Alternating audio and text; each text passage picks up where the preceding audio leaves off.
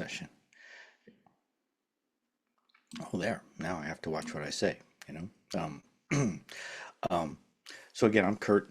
I am one of the teachers associated with Furnace Mountain, and uh,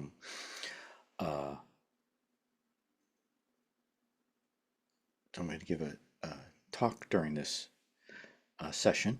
Um, and actually, I want to start off. I think it's appropriate to make a note of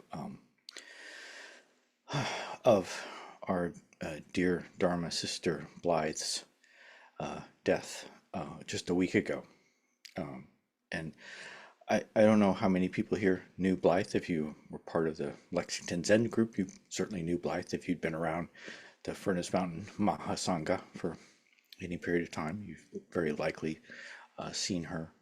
Um, uh, and in Buddhism, there are various beliefs and practices associated with death, and one that was passed along from the Korean Buddhist tradition by Zen Master Sung San is the practice of chanting the name of Ji Jangbo. So I'm just going to do that a few times. And if you want to chant along, I would highly recommend it. And it's an excellent practice to learn. Um,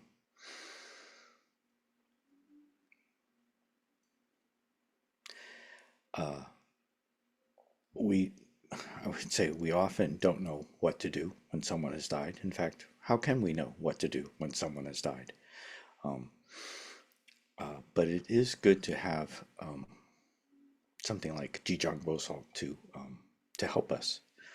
And many Buddhists believe, and I am one of them, that when we chant Ji Jangbo, it not only helps us, but it helps the one who has died as well. Um, and so Ji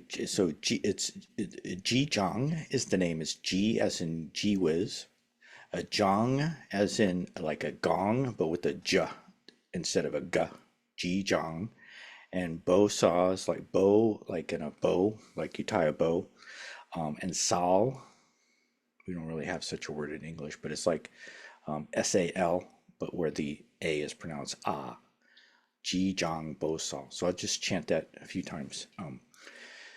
Ji Jang Bo Sao, Ji Jang Bo Sao, Ji Jang Bo Sao, Ji Jang Bo Sao, Ji Jang Bo Sao, Ji Jang Bo Sao, Ji Jang Bo Sao, Ji Jang Bo Sao, Ji Jang Bo Sao, Ji Jang Bo Sao, Ji Jang Bo Sao, Ji Jang Bo Sao, Ji Jang Bo Sao, Ji Jang Bo Sao, Ji Jangbo Sao, Ji Jangbo Sao, Ji Jangbo Sao, Ji Jangbo Sao, Ji Jangbo Sao, Ji Jangbo Sao, Ji Jangbo Sao, Ji Jangbo Sao, Ji Jangbo Sao, Ji Jangbo Sao, Ji Jangbo Sao,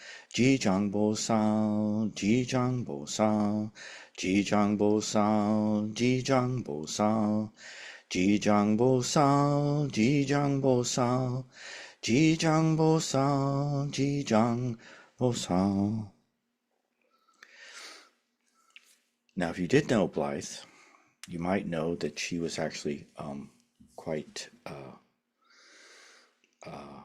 interested in um, the Jizo bodhisattva. Jizo, which is the Japanese name of Jijang, a Bosal. And she had a mantra, a Jizo mantra that was her one of her, I believe, one of her main practices. Um, and So I'll do that one just a little bit, because this was her mantra.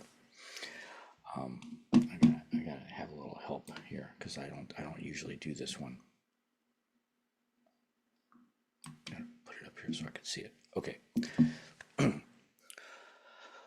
Om Kaka Kabi San Me Sowaka Om Kaka Kabi San Me Sowaka Om Kaka Kabi San Me Sowaka Om Kaka Kabi San Me Sowaka Om Kaka Kabi San Me Sowaka Om Kaka Kabi San Me Sowaka Om Kaka Kabi San Me Sowaka Om Kaka Kabi San Me Sowaka.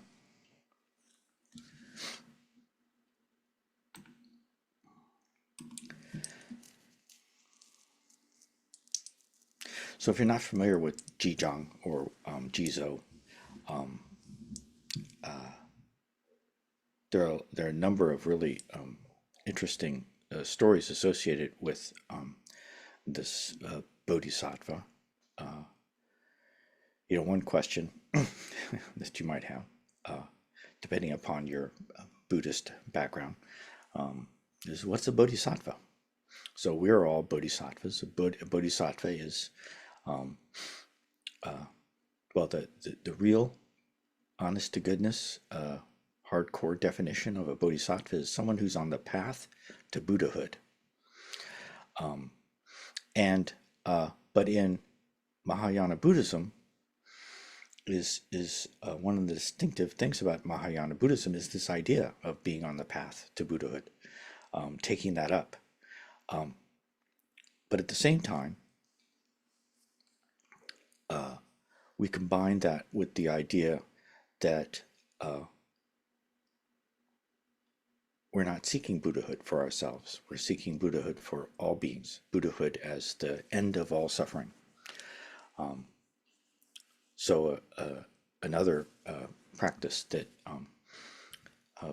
many Buddhists and pretty much all Zen Buddhists of whatever flavor or variety do is to recite the four great vows. The first of which is sentient beings are numberless. I vow to save them all. That's kind of the first rule of Bodhisattva Club is sentient beings are numberless. I vow to save them all. And then the second vow is there's lots of different translations and variations. They're all actually all translations of exactly the same thing in Chinese, but in English we have a lot of thinking and maybe it sounds better like this. So sorry if I'm using a version that isn't your favorite. But the second vow is greed, hatred, and ignorance rise endlessly. I vow to abandon them. And the third vow is Dharma gates are countless. I vow to wake to them. And the fourth vow is the Buddha way is inconceivable. I vow to embody it fully. And so the first vow is, like I said, that's the, you could say the starting point of being a bodhisattva. And the final vow is the end point, the goal, the, to embody fully being a Buddha. Now, so we're all bodhisattvas, but Ji Jangbo was kind of a special sort of bodhisattva. He is like, one of the ideas behind being a bodhisattva is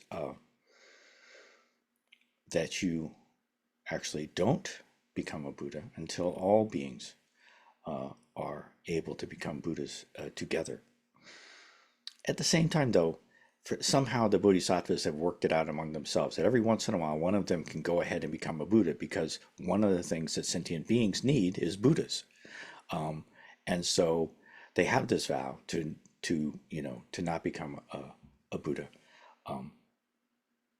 Shakyamuni Buddha had that vow, and he became a Buddha.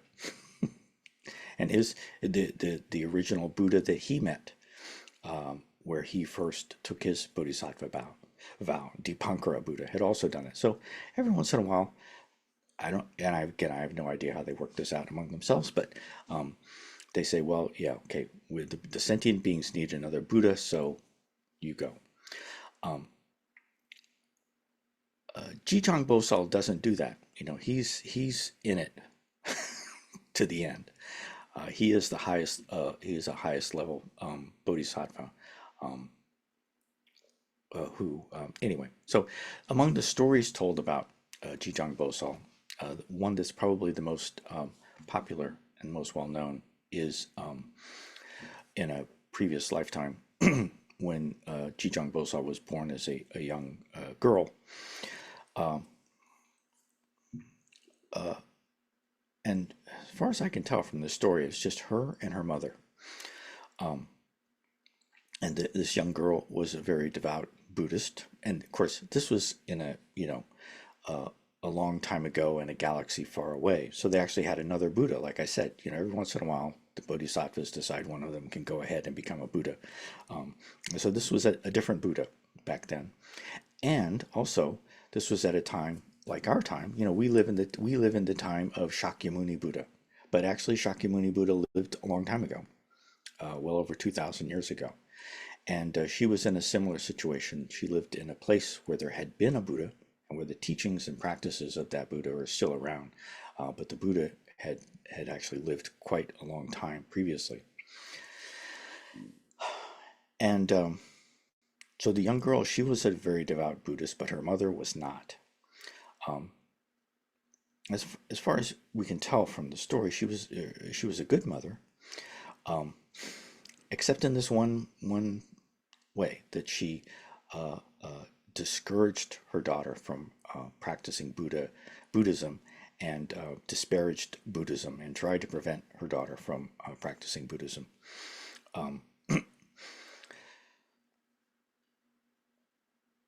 which is something I think we can all kind of relate to. I don't know if anybody has that kind of situation, but we can all relate to families that have different ideas about what we should be doing, what we should be believing, what we should be practicing. Um, and so that was their situation. And then her mother died. And so the young girl, who by now is a young woman, was very concerned about the fate of her mother. And so she prayed very hard to this Buddha of her time and place. Um, and uh, and she went around making offerings to different temples, and went to one temple, made offerings at the temple, and prayed to the Buddha.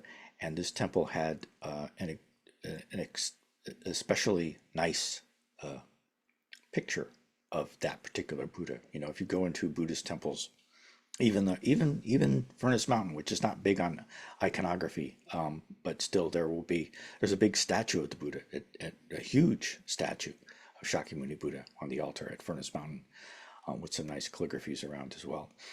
Um, there's also there's a certain amount of artwork there, but this particular temple this young girl went to had a really beautiful, evocative picture of the Buddha of her time. And when she saw this picture, uh, this strong desire, this strong feeling arose in her heart, and she wished, if only um, that Buddha was still alive, um, then she could at least ask the Buddha where her mother was now and what she could do to help her. Um, and when this feeling became really strong in her heart, she heard a voice, and the voice said, um, "I, I can help you." And the girl said, "Well, who is this?" And the voice said, "Well, who who are you praying to?" So it was this Buddha of that time and place. Um, and she said, "Oh, can you tell me where my mother is, and can you tell me what I can do to help her?" If you know, and the Buddha said, again, this was not a visual hallucination. This was an auditory vision, auditory uh, appearance of the Buddha. And the Buddha said, um, "Go home, sit upright, and meditate on my name."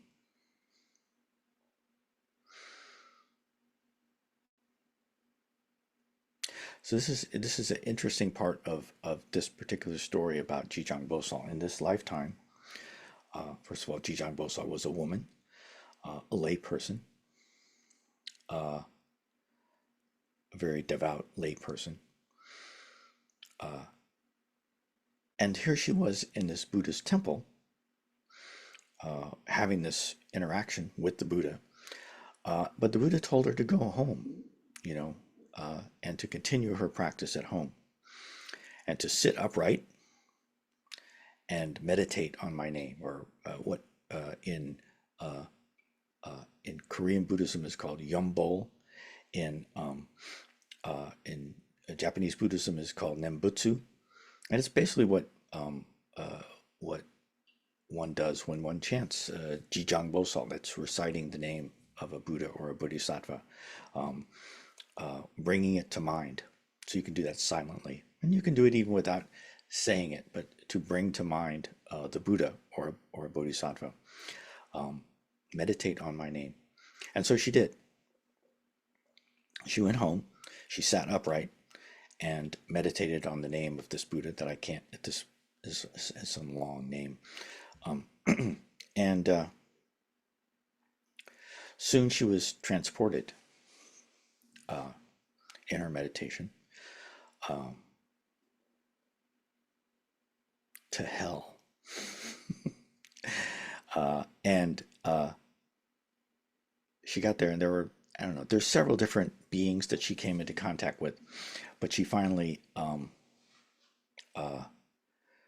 got to talk to someone who was in a position of authority there, that she could finally ask her question: where is my mother, and what can I do to help her?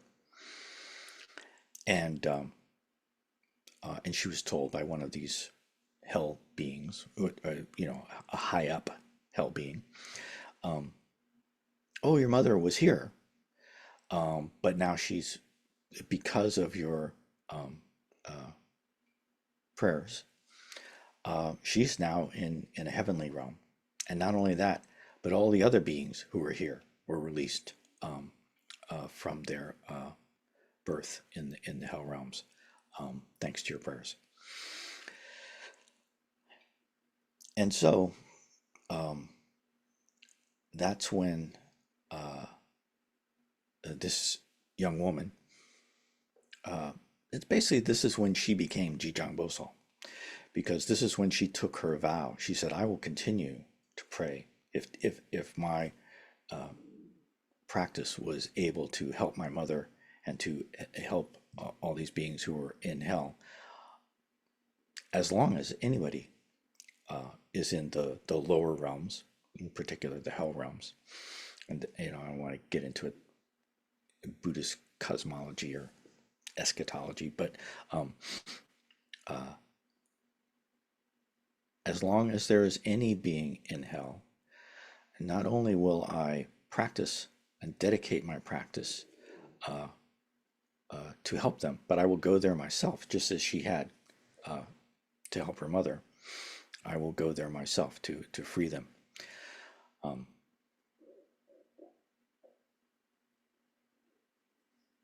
So that's a pretty cool story.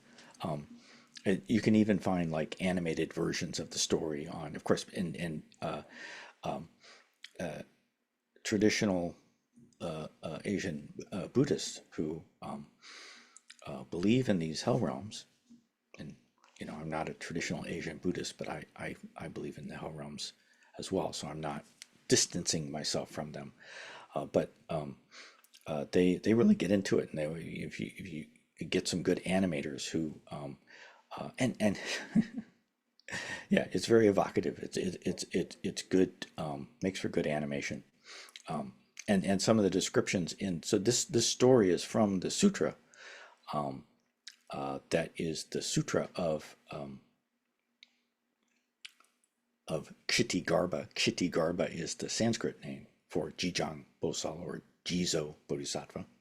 And in Chinese, it's something like Dizong, but I can't pronounce. I mean, I can't pronounce any of these languages. I could barely pronounce English. But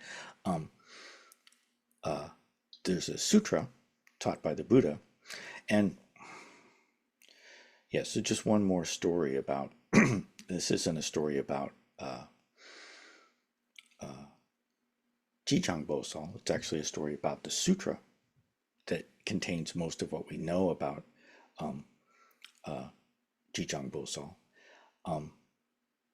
It's a very strange sutra, and it was not taught on earth. When Shakyamuni Buddha was born, he was born to His father was Suddhodana. His mother was Mahamaya, also known as Maya Devi. And 7 days after he was born, his mother died. And so after he attained his enlightenment many years later, one of the things that he was able to do as a fully enlightened Buddha, he was able to see where his mother was, and she had been reborn in a heavenly realm, and he wanted to teach. Well, he wanted to teach her, and she wanted him to teach her as well, and so they met. He went up to there's different versions of it. Basically, she was in Tushita heaven, and Shakyamuni Buddha went up to Triastrimsa heaven, if you want to get into all the heavenly realms of it, and she came down. So they kind of met partway in the upper realms, and evidently Ananda went along for the ride, and so that he could memorize the sutra. That was one of his main jobs. And so the Buddha taught this sutra to his mother and to the other beings who were up there in the heavenly realms.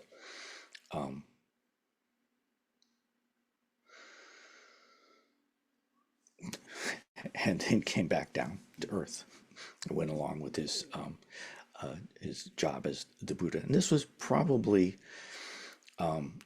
towards the end of the Buddha's life. So this was one of the things that he felt that he needed to check off on his, jobs that he had to accomplish before he died, which he did at the age of 80.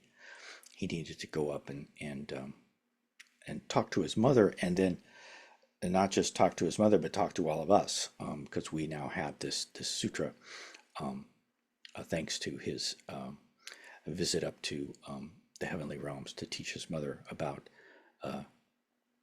this bodhisattva, Ji Jangbo song.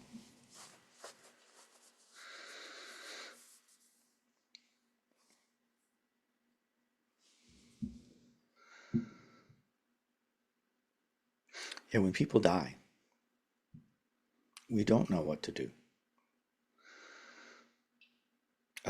We don't understand death. We don't understand life either.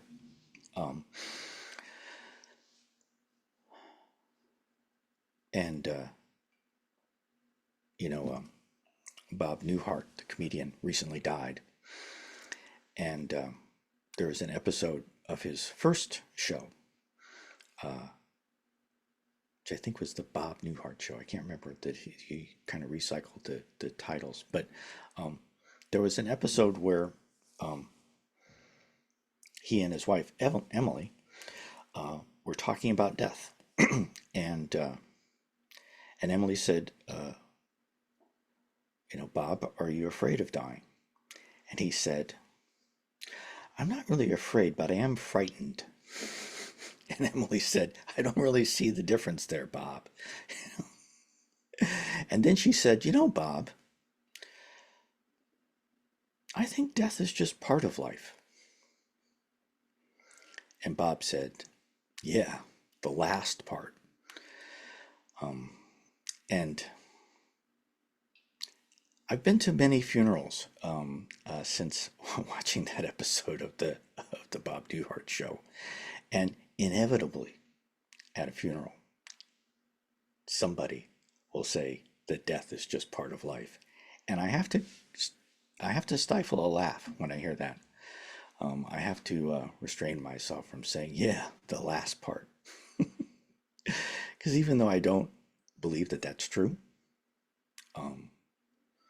I don't believe that anything can come from nothing. I don't think that our consciousness can come from nothing. I don't think it can go to nothing. I think there is a continuation. Although, yeah, there's a rabbit hole to go down. But I still can appreciate the humor of it, and I can also appreciate the importance of being able to see things that way. There is an aspect uh, uh, of seeing this life as all we've got, and therefore you better make use of it. There's a tremendous wisdom in that. I also believe that there can be tremendous wisdom in seeing, our life as part of a very long, unimaginably long uh, uh,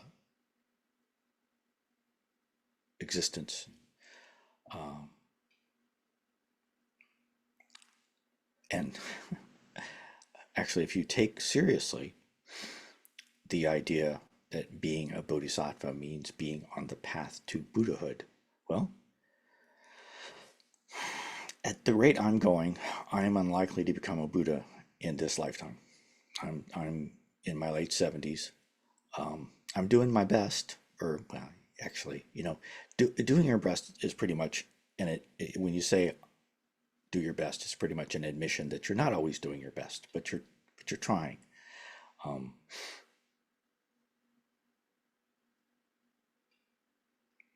so there are those who say that if you don't believe in rebirth, then you really can't take the bodhisattva vow seriously. Um, and I think there's some wisdom in that as well. But there is the other side of saying that, well, don't put it off. Don't think that you've got a lot of time. Act as if this is all you've got. Yeah. Anyway, so um, I knew Blythe. I didn't know her extremely well, but I had a good sense of her, and I have a great sense of her. Um, I have a great sense of both of the loss of her, but also her continued presence. Whether you believe in any kind of continuation after death, if you know anyone who's died, then you know that they are still with you. I mean, that's just a fact. Um, our relationships do not end when when the other person dies. Um, Anybody who has dead friends, dead family members, dead mothers, fathers, children knows this. Uh, they are still present in us. And so it's good to have practices to do um, that express that continued relationship. And that might very well help the one who has died. And so, in that spirit, I'm just going to do a little more Ji Jangbo soul chanting to end this out, because I do believe that that's useful. Ji Jangbo Sao, Ji Jangbo Sao, Ji Jangbo Sao, Ji Jangbo Sao, Ji Jangbo Sao, Ji Jangbo Sao, Ji Jangbo Sao, Ji Jangbo Sao, Ji Jangbo Sao, Ji Jangbo Sao, Ji Jangbo Sao, Ji Jangbo Sao, Ji Jangbo Sao, Ji Jangbo Sao, Ji Jangbo Sao, Ji Jangbo Sao. Thank you for listening.